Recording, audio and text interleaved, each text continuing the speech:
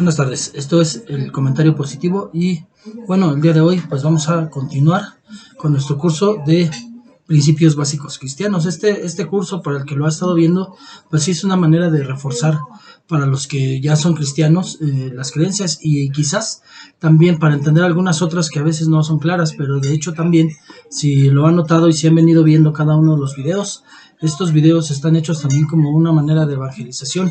Así las personas empiezan a entender y a saber qué es verdaderamente el cristianismo. Hoy vamos a ir a un tema muy importante que se llama contar gastos.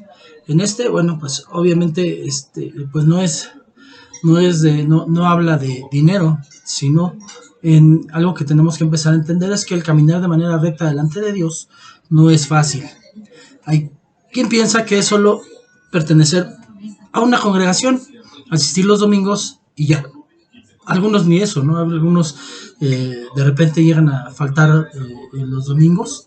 Hablamos en la oportunidad que tuvimos la clase pasada de el cuerpo, la iglesia, lo que somos los que formamos la iglesia, de que un verdadero cristiano no falta a las reuniones, pero también hay muchas cosas más. Y hoy vamos a ver cuál es el punto de vista de Dios al respecto y vamos a empezar con la escritura que está en Deuteronomio 10, 12, 13. Dice la palabra: y ahora, Israel, ¿qué requiere de ti el Señor tu Dios, sino que temas al Señor tu Dios, que andes en todos sus caminos, que le ames, y que le sirvas al Señor tu Dios con todo tu corazón y con toda tu alma, y que guardes los mandamientos del Señor y sus estatutos que yo te ordeno para tu bien? He aquí, al Señor tu Dios pertenecen los cielos y los cielos de los cielos, la tierra y todo lo que en ella hay.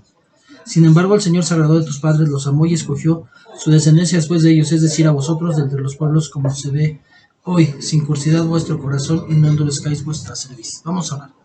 Papito, estamos delante de su presencia una vez más, pidiéndole que nos dé claridad y entendimiento para lo que usted nos quiere hablar hoy. Que sea el Señor Espíritu Santo el que dirija esta clase, Señor, como siempre me hago un lado, Padre bendito, para que nuestro Señor Espíritu Santo sea el que nos dirija y nos aclare. Gracias, le doy gloria, honra y honor, le pongo este tiempo en sus manos y también a las personas que van a acceder a este video. Le pido, Padre, que se quede conmigo, Señor bendito, y que pues todos los que escuchen esta palabra, que entre en su corazón y que haga transformaciones en su corazón, lo que vamos a aprender hoy. Gracias, en el nombre de Jesús, amén. Bueno, pues vemos aquí que dice el Señor: ¿qué requiere el Señor tu Dios, sino que temas al Señor tu Dios? Es un temor, tenemos que empezar a ver la diferencia.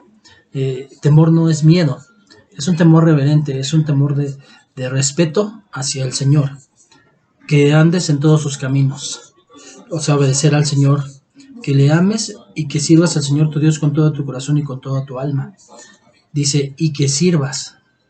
Entonces, algo que hablamos también la vez pasada, y hablando de la casa, cuando nosotros estamos en nuestra casa, alguien tiene que aportar dinero, alguien tiene que también ayudar en los quehaceres del hogar, y cada uno tiene un área específica para que no se caiga ese hogar. Y finalmente, si alguien no hace, ese engranaje empieza a fallar y puede haber un colapso. Y finalmente, por eso muchas veces se divorcian los matrimonios, o los hijos terminan en adicciones, etcétera. Entonces, igualmente en la iglesia también tenemos que entrar en esa parte. Hay un dicho que dice que sin obligaciones no hay derechos, sin derechos no hay obligaciones, porque van de la mano. Entonces, en la iglesia también no podemos estar nosotros como pensando que nada más por recibir, que yo nada más voy a recibir, que yo nada más voy a sentarme y escuchar una palabra que yo necesito, sino que tengo que aprender a dar. Y dar es, aquí dice el Señor, que sirvas al Señor. ¿Qué requiere el Señor de tu Dios de ti? Que sirvas al Señor. O sea, no se hizo la casa del Señor para que nada más lleguemos y nos sentemos, sino que es para que también mostremos al Señor que le amamos con todo nuestro corazón y con toda nuestra alma, sirviéndole. Por eso también lo mete en este mismo paquete de lo que requiere el Señor. ¿Cuáles son los requerimientos del Señor para nosotros? Que le temamos, que andemos en sus caminos, que le amemos y que le sirvamos. Con todo mi corazón y con toda mi alma. Tiene que ser con excelencia. Y que guarde sus mandamientos del Señor y los estatutos que me ordenó para mi bien. Eso es lo que yo tengo que hacer. Entonces, vemos aquí que entonces no nada más es llegar a la iglesia, sino que hay un costo. Y para esto vamos a leer el Evangelio de Lucas. El Evangelio de Lucas 14, versículos 25 al 35. Dice la palabra de Dios. Grandes multitudes le acompañaban, y él, volviéndose, les dijo: si alguno viene a mí y no aborrece a su padre y madre, a su mujer e hijos, a sus hermanos y hermanas, y aún hasta su propia vida, no puede ser mi discípulo. El que no carga su cruz y viene en pos de mí, no puede ser mi discípulo. Porque ¿quién de vosotros, deseando edificar una torre, no se sienta primero y calcula el costo para ver si tiene lo suficiente para terminarla? No sea que cuando haya echado los cimientos y no pueda terminar, todos los que lo vean comiencen a burlarse de él, diciendo: este hombre comenzó a edificar y no pudo terminar. ¿O qué rey, cuando sale al encuentro de otro rey para la batalla, no se sienta primero y delibera si con 10,000 hombres es bastante fuerte como para enfrentarse al que viene contra él con 20,000? Y si no, cuando el otro todavía esté lejos, le envía una delegación y pide condiciones de paz. Así pues, cualquiera de vosotros que no renuncie a todas sus posesiones no puede ser mi discípulo.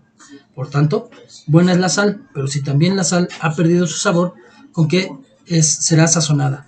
No es útil ni para la tierra ni para el muladar, la arrojan afuera. El que tenga oídos para oír, que oiga. Entonces, aquí lo primero de lo que nos habla el Señor dice, si alguno viene a mí y no aborrece. Ahora, aborrecer aquí en la palabra en la Biblia no nos está hablando de odio. De hecho, el Señor nos ha enseñado en todo tiempo que nosotros tenemos que amar a los demás como el Señor nos ha amado a nosotros.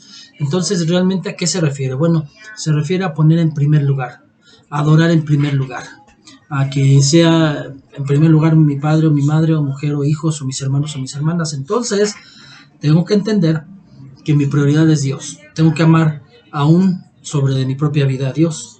Si alguien no lo hace así, no puede ser su discípulo. Entonces, cuando yo empiezo a aprender el amor de Dios, porque doy en primer lugar hacia arriba, como lo decíamos la vez pasada, la cruz es así, primero hacia arriba y luego hacia los lados, para las personas, para la gente que es mi familia, etcétera, para los amigos, entonces, si nosotros no lo hacemos en ese orden de primero amar a Dios y que Él nos enseñe el verdadero amor para que nosotros amemos a los demás, no podemos ser discípulos. Y ya habíamos aprendido en una de las primeras clases la diferencia entre cristiano y discípulo, ninguna, pero también entendimos qué quiere decir la palabra discípulo. Discípulo es un alumno.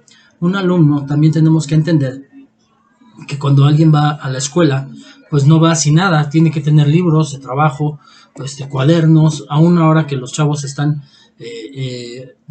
haciendo vía internet sus clases. Bueno, finalmente de todas maneras requieren de materiales para hacer la tarea, y requieren de libros para poder checar lo que están aprendiendo o aprender por medio de ellos. Entonces, un discípulo es alguien que aprende de su maestro. Nuestro maestro es el Señor Jesucristo. Entonces, tenemos que aprender de Él, seguirle a Él, obedecerle a Él por todo lo que hemos aprendido y ponerlo en primer lugar a Él.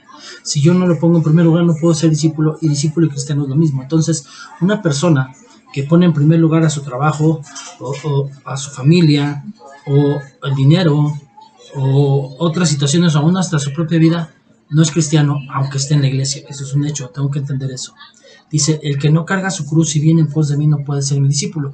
Eso ya lo entendimos en el curso, en la clase, en este mismo curso, en esta misma serie, vimos la clase de la cruz, y hablamos de la pasión de Cristo, y explicamos qué quiere decir realmente el cargar la cruz.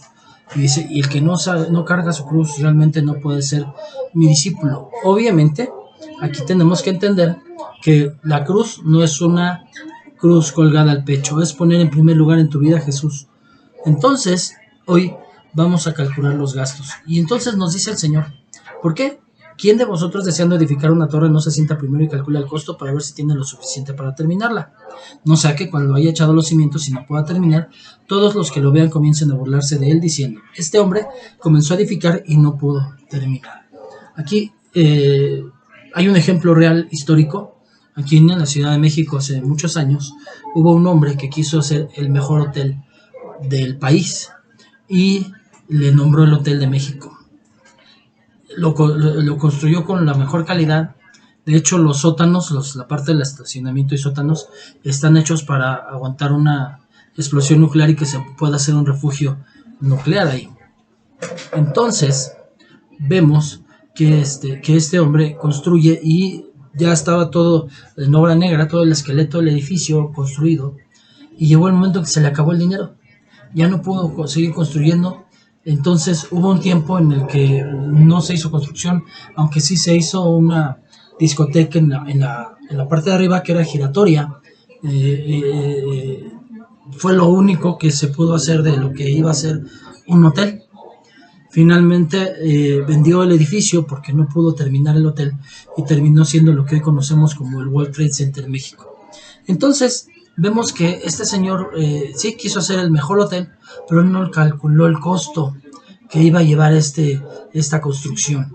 Entonces, para que nosotros podamos, lo que nos está diciendo el Señor Jesús aquí, dice: no sea que cuando haya terminado, echado los cimientos, no pueda terminar, todos los que lo vean comiencen a burlarse de él, diciendo: este hombre comenzó a edificar y no pudo terminar. Entonces, vamos a calcular los gastos hoy. Es cómodo tener una congregación, ser parte de una congregación, pero a la luz de la palabra, para decidir seguir a nuestro Señor Jesucristo, primero tenemos que estar dispuestos, y estamos dispuestos a renunciar a todo por Él, a pagar el precio que se tiene que pagar por ser un verdadero hijo de Dios. Entonces, vamos a ver lo que nos dice Lucas en el capítulo 9, versículos 57 al 62. Dice la palabra de Dios: y mientras ellos iban por el camino, uno le dijo: te seguirá donde quiera que vayas. Y Jesús le dijo: las zorras tienen madrigueras y las aves del cielo tienen nidos, pero el Hijo del Hombre no tiene donde reclinar su cabeza. A otro le dijo: sígueme. Pero él le dijo: Señor, permíteme que vaya primero a enterrar a mi padre. Mas él le dijo: deja que los muertos entierren a sus muertos, pero tú ve y anuncia por todas partes el reino de Dios. También dijo otro: te seguiré, Señor, pero primero permíteme despedirme de los de mi casa. Pero Jesús le dijo: nadie que después de poner la mano en el arado mira atrás es apto para el reino de Dios. Bueno, aquí podemos ver dos cosas. Primero, dice el Señor le dijo al primero. El Señor le dijo: las zorras, le dijo: te seguiré donde quiera que vayas. Y le dijo el Señor: las zorras tienen madrigueras y las aves del cielo nidos, pero el Hijo del Hombre no tiene a recostar su cabeza. Nos está diciendo el Señor Jesús: no hay descanso. Muchos piensan que ya el ser cristiano pues ya me va a quitar problemas, que yo no voy a tener situaciones, que ya no va a haber más. No hay descanso, porque trabajo y aparte voy y sirvo con gusto al Señor. Claro, el Señor nos renueva fuerzas para hacer lo que tenemos que hacer, para dar más aún y para hacer las cosas de una mejor manera como las veníamos haciendo antes. Pero un verdadero discípulo no tiene descanso. Nosotros también en esta parte tenemos que entender que cuando nosotros decidimos seguir a Cristo, entramos en una guerra espiritual, porque hoy es un tiempo en el que se han acabado los valores, donde hay persecución ya en muchos países como en China, India. Sí matan a cristianos, efectivamente, y los torturan, los tratan de hacer que o los expulsan o los tratan de hacer que renuncien a Cristo. Aquí en México también hay ciudades como en algunos lugares de Chiapas o en algunos otros lugares donde ha habido ataques fuertes contra cristianos y ha habido muertes de cristianos, aunque aquí en México no se publican mucho las noticias, pero sí hay lugares en donde no toleran hay intolerancia y atacan y matan a los cristianos. Entonces vemos que no es un momento fácil, y cuando nosotros pasamos a ser soldados tenemos que aprender también que un verdadero soldado en una guerra es un hombre que está todo el tiempo con su uniforme, todo el tiempo tiene su arma y todo el tiempo tiene las botas puestas. No puede haber un soldado que se quite las botas y que deje a un lado el arma, porque con esa le van a dar, con esa se va a morir. Entonces, aun cuando descansan con el arma en la mano. Entonces, tenemos que aprender que no hay descanso y que un verdadero soldado duerme aún con el arma en la mano. Entonces, un cristiano es que el cristiano al 100%, no es un ratito, no es nada más en lo que voy a la iglesia, sino mi caminar, mi testimonio, mi fruto tiene que mostrar que soy un verdadero siervo de Cristo. Después, A otro le dijo, sígueme, pero él le dijo, Señor, permíteme que vaya primero a enterrar a mi padre. Aquí vemos que este hombre quiso justificar, es que no es el tiempo. ¿Por qué? Yo les voy a decir una cosa, que finalmente si su papá ya hubiera muerto en ese momento, este joven no hubiera andado en la calle, sino ocupado en la situación respecto a su padre. Lo que estaba diciendo era, hasta que falte mi padre, voy a seguirte, porque por el momento tengo que cuidar a mi padre. Se estaba justificando para no hacer algo, porque finalmente el cuidar a su padre no le iba realmente a quitar el poder servir al Señor. Entonces, lógicamente, su padre no estaba muerto y solamente quería cuidarle hasta que faltara y entonces decidir seguir a Dios. Pero el Señor le dijo, deja que tus muertos entierren a sus muertos. ¿A qué se refería el Señor Jesús? ¿Cómo va un muerto a enterrar a un muerto? Bueno, estaba hablando de los muertos espirituales que enterraran a los muertos materiales. O sea, estaba diciendo, deja que se ocupen los que no quieren seguir a Cristo de hacer el trabajo de cuidar, de ir a enterrar a los muertos. Ajá. Ve tú y anuncia por todas partes el reino de Dios. Que los muertos se ocupen de los muertos, o sea, los no espirituales, los que no quieren conocer de Cristo, que se ocupen de los que no quieren conocer de Cristo. Y luego viene la otra parte, también otro dijo, te seguiré, Señor, pero primero permíteme despedirme de mi casa. Muchas veces también, hasta con el Señor, nos queremos sentir bien espirituales y le ponemos justificaciones bíblicas, y Él no estaba haciendo la excepción. Cuando nosotros vemos el llamamiento de Elías a Eliseo, Eliseo le dijo, te seguiré, nada más permíteme ir a despedirme de los de mi casa. Y le dijo Elías, ¿yo qué tengo que ver con eso? Y Eliseo fue, se despidió de su casa, hizo una fiesta, ofreció cabrito y después lo siguió. Entonces, pero vemos que aquí este hombre pues quería ponerse bien bíblico, pero no porque realmente fuera la situación de decir, bueno, yo estoy haciendo una fiesta porque yo me escogió a mí el Señor, sino porque estaba poniendo un pretexto para en ese momento no ir. Pero Jesús le dijo, nadie que después de poner la mano en el arado mira hacia atrás es apto para el reino de Dios. Aquí hay una imagen muy importante, porque para los que conocen lo que es el arado, es una tabla, un palo que agarra a dos bueyes. En este caso, los dos bueyes tienen que ser del mismo tamaño, porque si uno está más abajo que el otro, se va chueco el arado, y cuando se va chueco el arado se echa a perder el trabajo. Lo mismo pasa, bueno, esto ya lo hablaré más profundamente, porque esto también habla de matrimonios y del yugo desigual, cuando empieza a irse mal el matrimonio porque hay un yugo desigual, el yugo. Pero el arado está es la línea que tiene que ir directa, y el hombre que trabaja en su arado, en estar haciendo el surco de la tierra para poner la semilla y sembrar obviamente esta semilla, él, si esta persona voltea hacia arriba, hacia el lado o hacia atrás, se empieza a ir mal el arado y se echa a perder su trabajo. Entonces, una persona que trabaja en el campo y que todavía utiliza bueyes, porque obviamente hoy ya se utilizan tractores para esto, pero para el que usa todavía bueyes, tiene el yugo y va haciendo los surcos del arado de la manera, pues se podría decir antigua, este hombre tiene que ir todo el tiempo mirando hacia abajo, solamente la línea, solo la línea, porque si ve hacia el frente se va a cansar, porque el campesino trabaja de sol a sol, son horas, y él se detiene solamente cuando termina la línea y empieza otra, pero tiene que ir haciendo los surcos a fuerza. Entonces él solamente va viendo para abajo para no concentrarse en lo lejano ni voltear para ningún lado para que se le vaya chueco el arado y empiece y ya no sirva de nada el trabajo que hizo. Entonces vemos aquí que a eso se refería. Entonces tenemos que aprender a que no podemos quitar la mirada del camino, y el camino es el Señor Jesús, porque si yo veo hacia el frente, veo todavía lo que me falta por cambiar como cristiano. Si veo a los lados, me voy a ir hacia otros lados, y mi trabajo no va a servir de nada. Si yo volteo para atrás, se va a ir totalmente mal, mi trabajo se echó a perder. Entonces tengo que aprender que no hay descanso, no es algo cómodo, hay desvelos, hay que caminar mucho, tienes que dar tu tiempo a la congregación, hay eventos, hay evangelismo.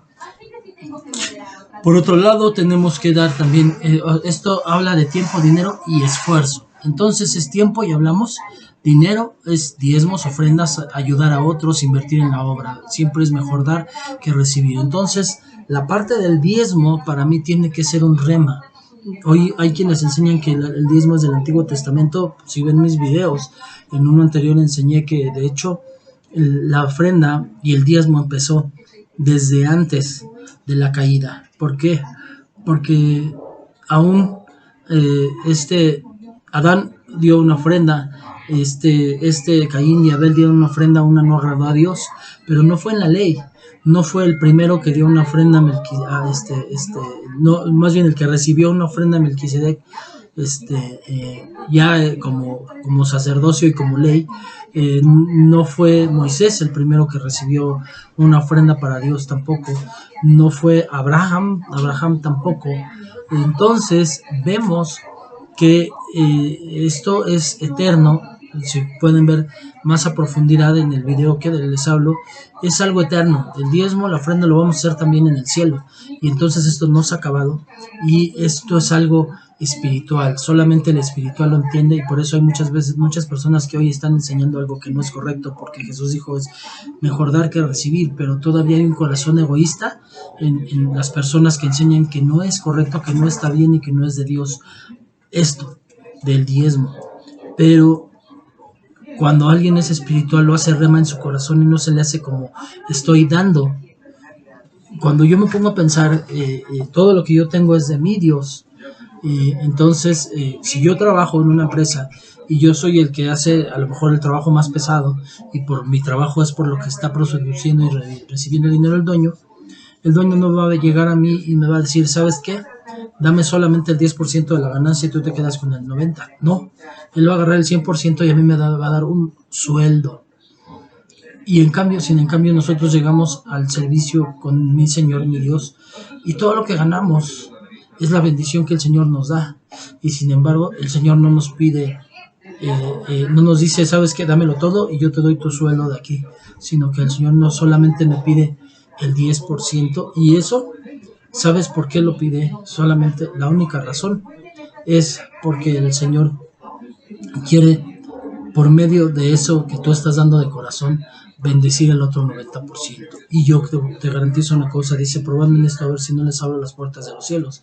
¿A qué se refiere? Que el Señor, bueno, que una vez tú empieces a diezmar, vas a sorprenderte de cómo tu dinero se va a administrar de una mejor manera y te va a durar mucho más. Cuando no des diezmo se te va a acabar rápido, aunque ganes mucho, y cuando des diezmo te va a durar aunque ganes poco. Eso es una realidad, eso se los puedo hasta demostrar hasta con mi vida, pero bueno. Entonces viene la parte de diezmos, ofrendas, ayudar a otros, invertir en la obra. La parte del diezmo obviamente es la parte proporcional de lo que Dios me da en bendiciones. Esto lo vemos en Deuteronomio. En Deuteronomio 14:22. Deuteronomio 14:22 dice la palabra: diezmarás fielmente todo el producto de tu sementera, todo lo que rinde tu campo en el año, y comerás en la presencia del Señor tu Dios en el lugar que Él escoja para poner allí su nombre, el diezmo de tu grano, de tu mosto y de tu aceite, y los primogénitos de tus vacas y de tus ovejas, para que aprendas a temer siempre al Señor tu Dios. Nos habla la imagen en el Antiguo Testamento, era obviamente que al ir a dar la ofrenda se cocía y se comía. Ellos comían también cuando iban a la ofrenda, pero hoy la imagen es: tú das la ofrenda y el Señor tu Dios te va a dar que no falte. Comerás, dice, y comerás en la presencia del Señor. O sea, el Señor te está dando un lugar preponderante, un lugar importante en su casa, y aparte no te faltará el alimento, pero vas a diezmar, dice, fielmente el producto de todo lo que ganes, de todo, el 10% de todo, y Dios lo va a multiplicar en bendiciones.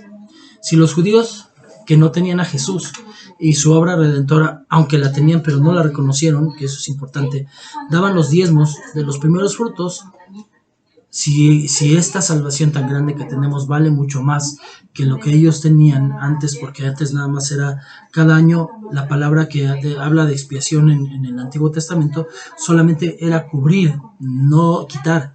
Hasta que fue pagado el precio por el Señor Jesús, todo eso que solo se cubría ahora se quitó. O sea, Dios ya perdona, limpia, desaparece el pecado de tu vida. Entonces, si nosotros tenemos una mejor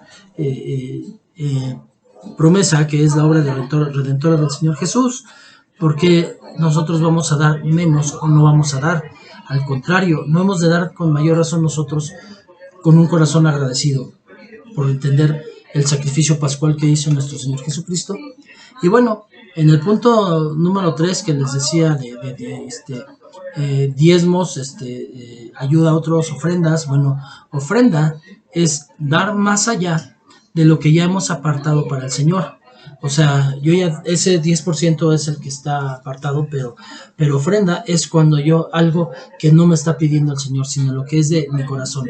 Esto lo entienden muy bien los judíos, porque en el tiempo del Señor Jesús había una ley romana en donde un no ciudadano romano tenía que cargar 1 kilómetro lo que le pidiera un ciudadano romano. Si llevaba una carga y le decía cárgamelo, lo tenía que obedecer, y si no, se iba a la cárcel.